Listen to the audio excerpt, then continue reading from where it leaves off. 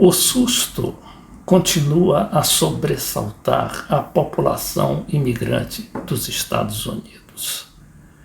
Depois de deportar 238 venezuelanos para o centro de confinamento de terrorismo em El Salvador, o governo Trump agora revoga uma permissão temporária de permanência nos Estados Unidos de mais de 500 mil de imigrantes, que são nicaragüenses, haitianos, cubanos e venezuelanos.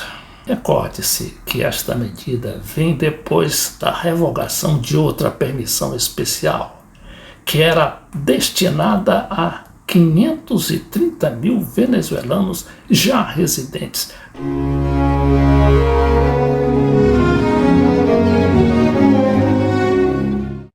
Estas permissões eram uma espécie de prêmio que os Estados Unidos davam aos dissidentes, dos países de regimes contrários aos Estados Unidos. Primeiro foi Cuba, depois Venezuela e agora a Nicarágua. O Haiti é por outras razões, não é? Por causa da explosão social que está havendo naquele país e da existência de bandas e de gangues muito violentas. De qualquer maneira, não é? Os cubanos e venezuelanos e agora nicaragüenses se sentiam como que tendo o direito de emigrar para os Estados Unidos e lá podiam trabalhar e até fazer fortunas, como aconteceu com alguns cubanos da época antiga, e que criaram até um bairro especial, criaram até um bairro típico lá em Miami. Mas vejamos essa notícia aqui de O Globo. Trump revoga a permissão temporária de permanência nos Estados Unidos de mais de 500 mil de imigrantes. Na verdade, são 530 mil imigrantes, não é? Daqueles 4 países.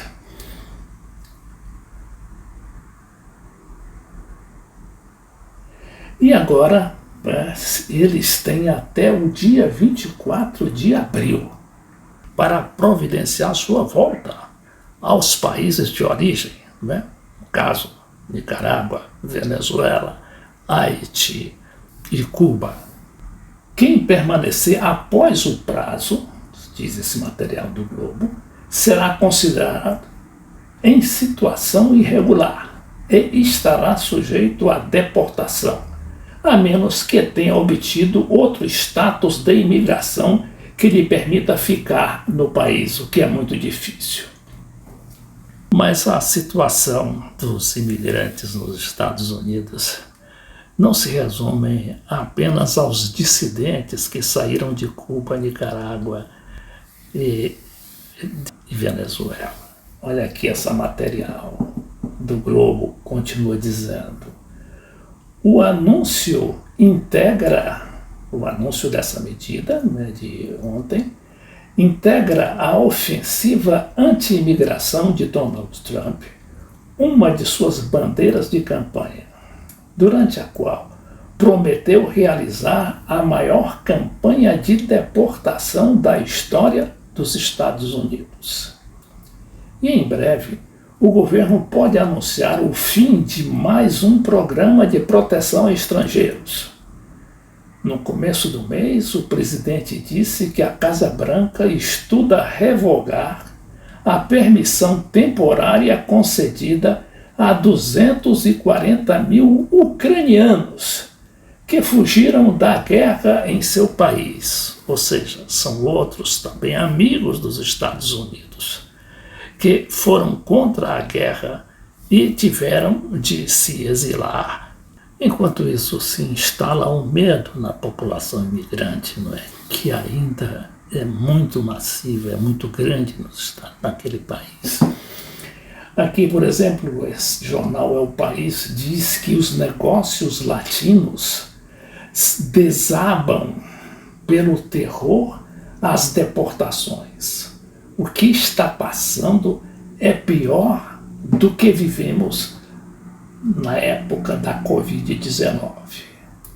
a clientela das lojas, não é, de cubanos, de venezuelanos, de imigrantes em geral, caíram até 60%.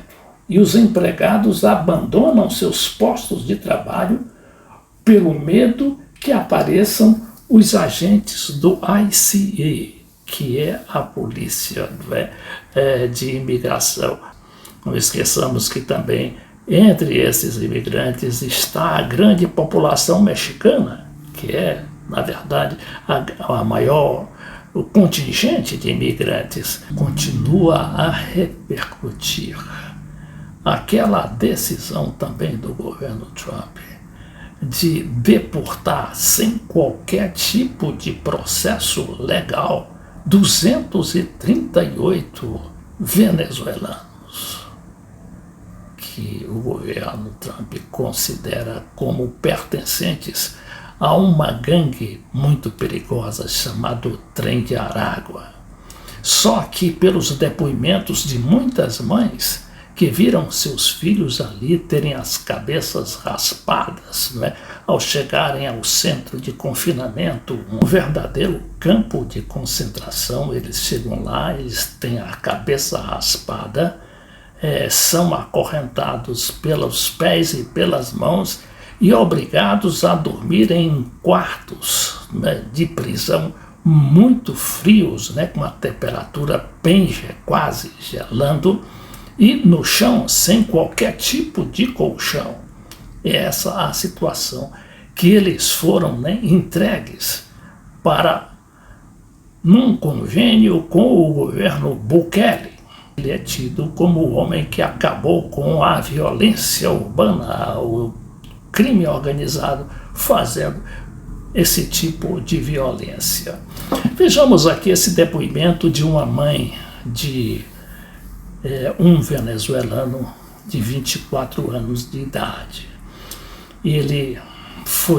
Ela viu, pelas fotografias, o seu filho sendo ali tosquiado pelos os carcereiros daquele campo de concentração.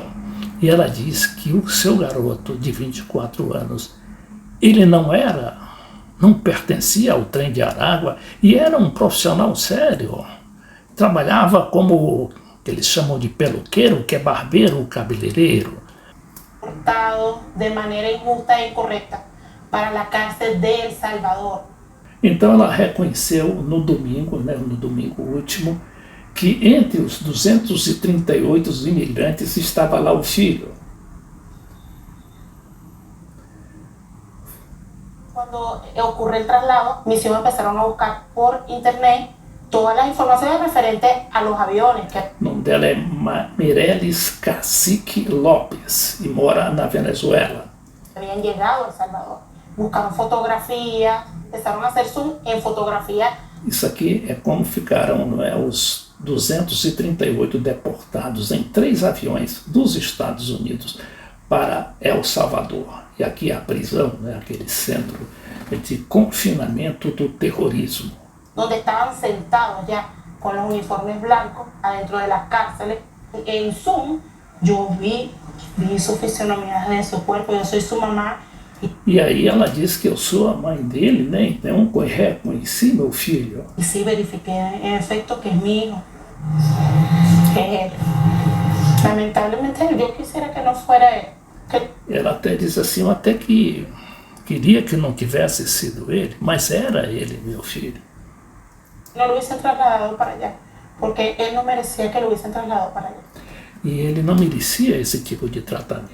Aqui é o presidente da Bukele, que é muito festejado pela direitona internacional, a extrema-direita, como aquele que realmente manda prender os bandidos e acaba com a violência em El Salvador.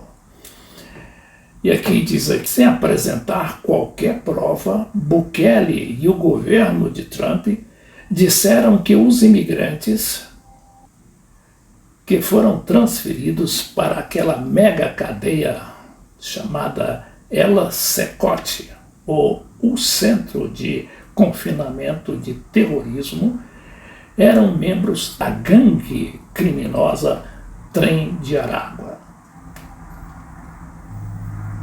Mi hijo no pertenece a ninguna banda delictiva. Então ela diz assim, o meu filho não pertence a nenhum tipo de gangue, Ni en Estados Unidos ni en Venezuela. No pertenece nem nos Estados Unidos, nem na Venezuela. al Tren de Aragua. No es ningún delincuente. Es toda la vida, desde que salió de aquí, es un chamo, tiene 24 años, pero lo que hace Ele tem 24 anos es un barbero. e toda a vida, quer dizer, desde que se tornou adulto, ele se tornou barbeiro. Lastimosamente sí, tiene sus tatuajes. E aí ela reconhece que ele tem as suas tatuagens. Só que esse tipo de tatuagem no corpo dele, segundo ela, não induzem, não é, a que as pessoas pensem que se trata de um criminoso, porque a maioria das tatuagens era homenagem aos pais, avós, irmãos. Le gustan sus tatuajes. Tatuajes que también mayormente tienen que ver con su familia. Nombre de sus abuelas, nombre de sus hermanas, nombre de su mamá. Y reforzados con unas rosas, con cosas que seguramente a él le agradaban. Pois é, esse aqui é o problema, que tinha umas rosas também, e parece que a polícia dos Estados Unidos confundia muito esse tipo de tatuagem, que tinha uma rosa, com os integrantes do chamado Trem de Aragua, que até hoje não foi muito bem esclarecido que tipo de gangue é, porque segundo Maduro, lá na Venezuela, eles foram eliminados, né? Mas há denúncias de que eles teriam se espalhado pela América Latina, se instalado principalmente no Chile, Peru e depois os Estados Unidos. E há ainda também uma acusação meio cavilosa por parte da oposição venezuelana e do próprio governo dos Estados Unidos, que acusa a Venezuela de, entre aqueles imigrantes para os Estados Unidos, o governo venezuelano, ter induzido esses criminosos do Trem de Aragua, que muitos deles estão presos também na Venezuela, eles teriam libertado, o governo teria libertado para que ele se infiltrasse entre a população imigrante venezuelana no país do norte.